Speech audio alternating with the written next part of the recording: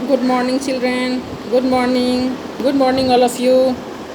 हाँ, तो पिछले क्लास में हम लोगों ने चैप्टर 6 मधुरानी वचनानी पढ़ा था, जिसमें 10 सूक्तियाँ थी। 10 सूक्तियों का हम लोगों ने अर्थ और भावार्थ पढ़ लिया है। आज हम लोग इस चैप्टर का अभ्यास कार्य करेंगे। अभ्यास कार्य में देखो बेटा, पहला क्वेश्चन है एतानि वाक्यानि शुद्धानि अशुद्धानि वा वदन्तु लिखन्तु च। पहला है यस् समीपे बुद्धि भवति सः बलहीनः भवति। शुद्धम है या अशुद्धम? अशुद्धम। Very good. यस् समीपे बुद्धि भवति सः बलहीनः भवति अशुद्धम। मानवेषु परस्परम ईर्ष्या भवेत्। मनुष्य को आपस में ईर्ष्या करनी चाहिए। शुद्धानि और अशुद्धानि। अशुद्धानि, मनुष्य को आपस में ईर्ष्या नहीं करनी चाहिए। तीसरा है विद्या विनम्रताम यच्छति। विद्या विनम्रता प्रदान करती है। शुद्धानि और अशुद्धानि? शुद्धानि। विद्या विनम्रता प्रदान करती है। अस्मिन् संसारे सर्वे जना सुखेन वसेयुः। इस संसार में सभी लोग सुखी पूर्वक जिए। शुद्ध है या शुद्ध? शुद्धम। Very good. मातुः स्थानम स्वर्गात् श्रेष्ठम भवति। माता का स्थान स्वर्ग से भी श्रेष्ठ होता है, ऊंचा होता है। शुद्धम और अशुद्धम? शुद्धम। Very good. नराणां महान शत्रु आलस्यम अस्ति। मनुष्य का सबसे बड़ा शत्रु आलस्य है। शुद्धम। Very good. C question number 2। मंजूषाया उचितम विपरीत पदम चित्वा लिखन्तु। विपरीत पदम मीन्स उल्टे अर्थ वाले शब्द। तो आलस्यम का विपरीत पद क्या होगा? परिश्रमम। Very good. सुखिना दुखिना। रिपु, रिपु मीन्स क्या होता है? दुश्मन, शत्रु। तो रिपु का विपरीत पद मित्रम। धर्म, धर्म का विपरीत अधर्म। सत्यम असत्यम। यस। Question number 3। मंजूषाया उचित पर्याय पदम चित्वा लिखन्तु। मंजूषा से उचित पर्याय पद चुन कर लिखें। यहाँ मंजूषा में बॉक्स में उचित पर्याय पद दिया हुआ है, जो सही पर्याय पद चुन कर लिखना है। पर्याय पद में समान अर्थ वाले शब्द। भवन्तु का पर्याय पद क्या होगा? सन्तु। Very good. समीक्षते, समीक्षते का पर्याय क्या होगा? गण्यते। अनृतम, अनृतम मीन्स इसका पर्याय पद क्या होगा बेटा? अनृतम का पर्याय पद असत्यम।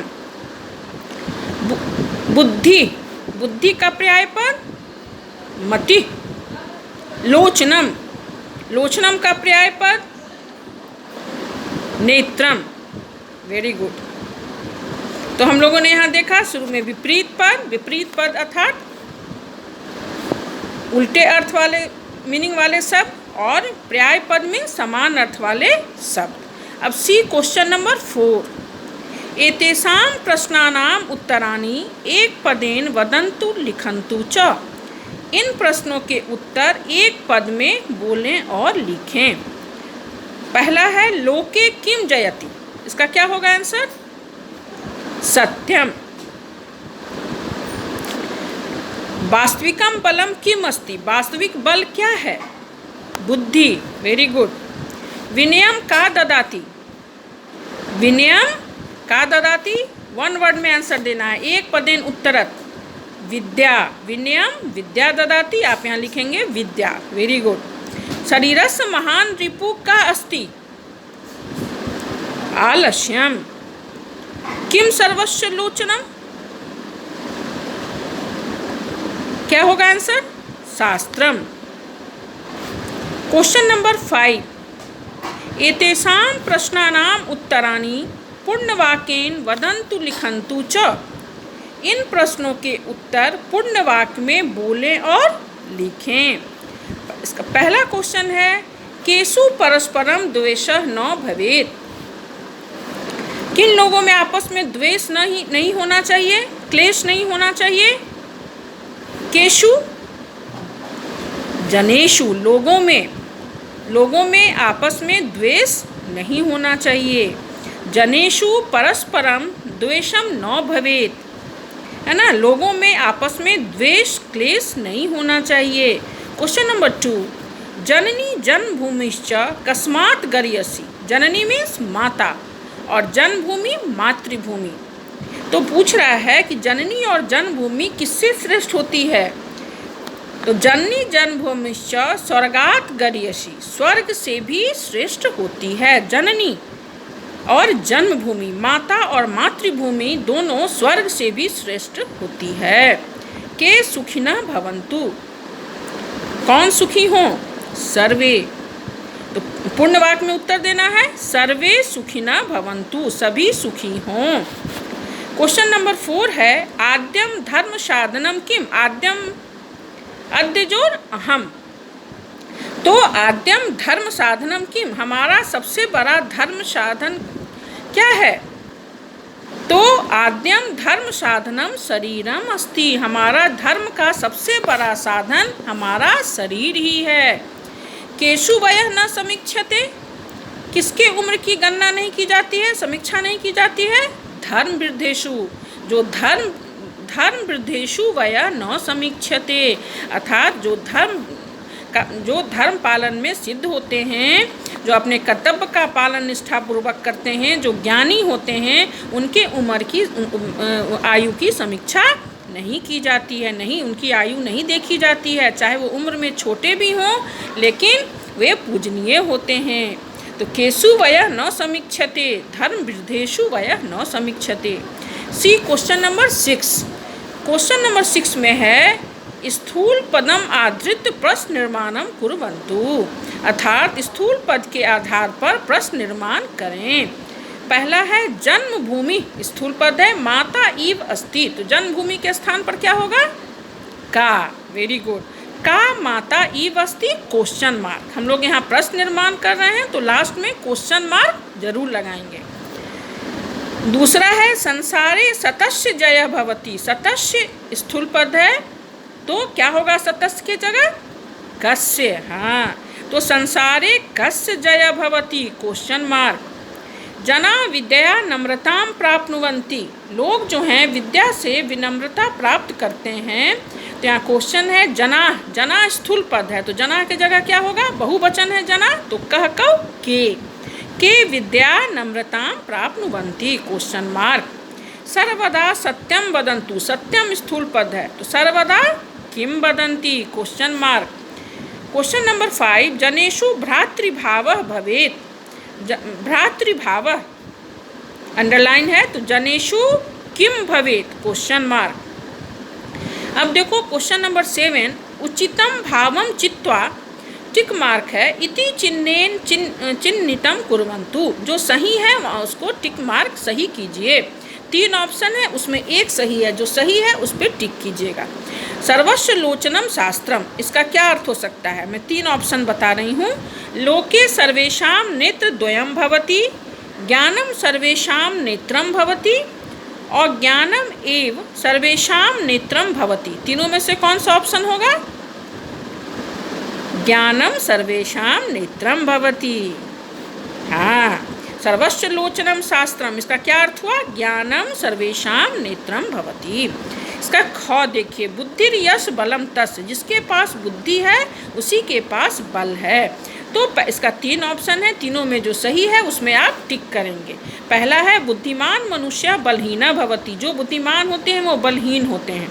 सर्वे बुद्धिमन्तः सन्ति, सभी बुद्धिमान होते हैं। यस समीपे बुद्धि भवति सह एव बलवानः भवति, जिसके पास बुद्धि है वही बलवान है। तो कौन सा इसमें सही होगा, लास्ट वाला तीसरा, यस समीपे बुद्धि भवति सह एव बलवानः भवति। अब देखो क्वेश्चन नंबर 8, मंजूषाया प्रदत्त प्रदय अद्यो लिखितम भावम पूरयत। बोल रहा है नीचे मंजूषा से चुनकर, है ना, नीचे लिखे भावों को पूरा करें। सर्वे भवन्तु सुखिनः, इसका भावार्थ हमें लिखना है तो मंजूषा से हम शब्द चुनकर इस भावार्थ को पूरा करेंगे।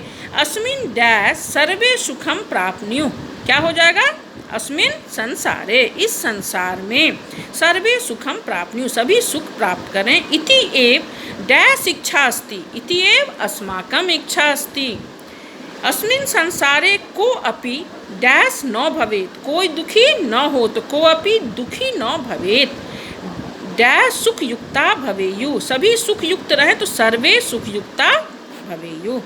अब नीचे देखो मूल्यात्मक प्रश्न है। जननी जन्मभूमिश्च स्वर्गादपि गर्यसि इति सुक्त्या भावम अवगत्य वदन्तु लिखन्तु च यत् भवान भवती जन्मभूमि प्रति किम किम करोति शक्नोति। बोल रहा है यहाँ जननी जन्मभूमि से स्वर्गादपि गर्यसि, इन सुक्ति का भाव समझकर बोलो और लिखो कि आप अपनी जन्मभूमि के लिए, मातृभूमि के लिए क्या क्या कार्य करते हैं। और दूसरा है न धर्महृदेषु वय समीक्षते, इस सुक्ति का भाव समझकर कस्यापि ईदृशस्य जनस्य विषय लिखन्तु, इस विषय पर लिखना है। यह अल्प वयसी एवं सम्मानम प्राप्तमान, लिखना है न धर्महृदेषु वय समीक्षते, जो धर्म वृद्ध होते हैं, ऐसा जो धार्मिक होते हैं, कर्तव्य पालन में सिद्ध होते हैं, उनकी आयु नहीं देखी जाती है। इन सुक्ति का भाव समझकर इसी के समान कोई दूसरे विषय, किसी व्यक्ति के विषय में आप लिखें जो छोटे हैं लेकिन वो ज्ञानी हैं, जो सम्मान प्राप्त किए हुए हैं। गतिविधि है, हम लोग एक्टिविटी है कि सांचित पंच सुक्ति नाम संग्रहम कुर्वन्तु वा पाठ पुस्तके माँ भवन्तु। बता रहा है कि कोई 5 सुक्तियों का संग्रह करें जो इस पाठ्य पुस्तक में नहीं है। तो ये आपकी एक्टिविटी है, गतिविधि है, इसे आप जरूर करेंगे। मूल्यात्मक प्रश्न और गतिविधि आप ये करके और कॉपी में मुझे दिखाएंगे, सॉल्व करके मुझे दिखाएंगे। ये गतिविधि भी 5 सुक्तियों का संग्रह करके जो इस पुस्तक में नहीं है वो मुझे लिखकर दिखाएंगे। ये आपकी एक्टिविटी हुई और मूल्यात्मक प्रश्न भी आप हमें दिखाएंगे। उसके बाद सी पेज नंबर 68 व्याकरणकार है विशेषण विशेष्य। विशेषण और विशेष्य, विशेषण से क्या समझते हो बेटा? हाँ, जो शब्द संज्ञा या सर्वनाम की विशेषता बताए उसे विशेषण कहते हैं। और विशेष्य क्या हुआ? जिसकी विशेषता बताई जाए वो हो गया विशेष्य, और जो विशेषता बताई जाए विशेषण। जो शब्द संज्ञा या सर्वनाम की विशेषता बताए उसे विशेषण कहते हैं, और जिसकी विशेषता बताई जाए वे विशेष्य कहलाते हैं। जैसे यहाँ देखो 2 स्तंभ है क एंड ख। क में विशेषण पद दिया हुआ है और ख में विशेष्य पद। नीला आकाश, तो नीला क्या है? यहाँ विशेषण है, आकाश विशेष्य। आकाश है, कैसा आकाश है? नीला आकाश है, तो ये इसकी विशेषता है। श्वेता कपोता, तो श्वेता क्या है? विशेषण, कपोता विशेष्य। कपोता तो है, कैसा है? उजला है, श्वेत है, तो ये इसकी विशेषता है। तो विशेषण हो गया श्वेता और विशेष हो गया कपोता। चतुरः बालकः, बालकः विशेष, चतुरः विशेषण। कैसा बालक है? चतुर है, तो ये उसकी विशेषता है कि बालक जो है वो चतुर है। इसी तरह से बहुत सारे शब्द दिए हुए हैं। मधुरानी फलानी, फल हैं, कैसे हैं? मीठे हैं, मधुरानी फलानी। बलवान सिंह, सिंह कैसा है? बलवान है, तो बलवान क्या हो गया? विशेषण, और सिंह हो गया विशेष्य। सिंह की ये विशेषता बता रहा है कि सिंह कैसा है? बलवान है, तो बलवान विशेषण, सिंह विशेष्य। अब नीचे देखो, ऊपर लिखितेषु पदेषु क स्तंभे विशेषण पदानि संधि। ऊपर दिए गए क स्तंभ में विशेषण पद हैं, ख स्तंभे च विशेष्य पदानि, और ख स्तंभ में विशेष्य पद हैं।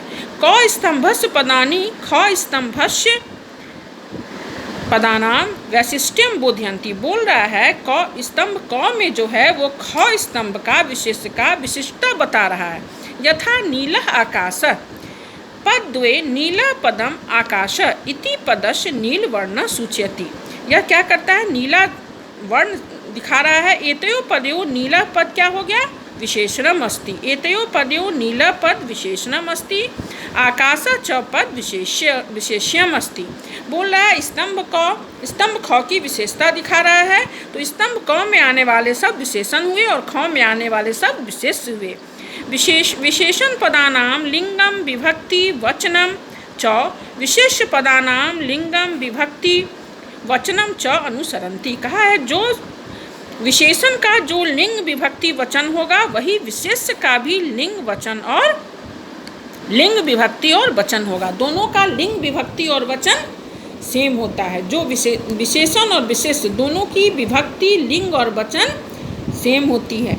जैसे एक वचन है, नीला एक वचन है, तो आकाशा भी एक वचन होगा। कौन सी विभक्ति? प्रथमा विभक्ति, आकाशा प्रथमा विभक्ति। मधुरानी फलानी, मधुरानी भी प्रथमा या द्वितीय विभक्ति कहोगे, बहुवचन, और फलानी भी प्रथमा या द्वितीय कर सकते हो, बहुवचन। तो जो विशेषण की विभक्ति लिंग वचन होगी, वही विशेष्य की भी विभक्ति लिंग वचन होगी। देखो आपको सी पेज नंबर 69। सरोवरे शुद्धम, यहाँ बोल रहा है अधुना निम्नलिखितेषु वाक्येषु विशेषण विशेष्य पदानाम अद्य रेखांकनम कुरुत। यहाँ बोल रहा है विशेषण और विशेष, दिए गए वाक्य में विशेषण और विशेष को अंडरलाइन करना है। सरोवरे शुद्धम जलम अस्ति, क्या शुद्ध, तो इसमें कौन सा विशेषण विशेष है? शुद्धम जलम। शुद्धम क्या है? विशेषण, और जलम विशेष। स मधुरम कदली फलम खादति, तो विशेषण विशेष कौन सा है इसमें? मधुरम कदली फलम। मधुरम क्या हुआ? विशेषण, कदली फलम विशेष। ठीक है। इसी तरह हरिता सुकह खादति, तो हरिता क्या हुआ? विशेषण, और सुकह विशेष। तो इस वाक्य में हरिता सुका अंडरलाइन होगा। बोल रहा है विशेषण और विशेष को अंडरलाइन कीजिए। परोपकारी जनः अत्र आगच्छति, इसमें कौन सा अंडरलाइन होगा? कौन विशेषण विशेष है? परोपकारी जनः। Very good. परोपकारी हो गया विशेषण और जना हो गया विशेष। ठीक है बेटा, आज हम लोग बस इतना ही पढ़ेंगे। नेक्स्ट क्लास में आगे फिर हम लोग इस पर पढ़ेंगे। आप लोगों का ऑनलाइन टेस्ट का पोर्शन है चैप्टर 5 और 6, तो चैप्टर 5 और 6 अच्छे से पढ़ लीजिएगा, और जो 2 मार्क्स का क्वेश्चन रहेगा उसे आप पूर्ण वाक्य में उत्तर दीजिएगा। आप लोग पिछले एग्जाम में भी ये गलतियाँ बार बार दोहराते हैं, और अच्छे बच्चे भी इस गलतियों को दोहराते हैं कि वो एक पद में उत्तर दे देते हैं, तो आपका मार्क्स कट जाता है। 2 मार्क्स का क्वेश्चन रहेगा, तो आप पूर्ण वाक्य में उत्तर दीजिएगा। जैसे लोके किम जयते, तो आप सिर्फ सत्यम नहीं लिखिएगा, लोके सत्यम जयते जयति, तो ये पूरा वाक्य में उत्तर दीजिएगा। आप दोनों चैप्टर का शब्दार्थ अच्छी तरीके से पढ़ लीजिएगा। विपरीत पद, पर्याय पद, एक पदेन उत्तरत, ये सब अच्छे तरीके से पढ़ लीजिएगा। और बेटा अपना name, roll number, admission number और सब्जेक्ट साफ साफ लिखिएगा, और पीडीएफ में आंसर मत भेजिएगा। पेपर पे, एक पेज पे पेपर में अपना name, admission number, roll number और सब्जेक्ट लिख के और ग्रुप में सेंड कर दीजिए। ठीक है? ठीक है बेटा, धन्यवाद।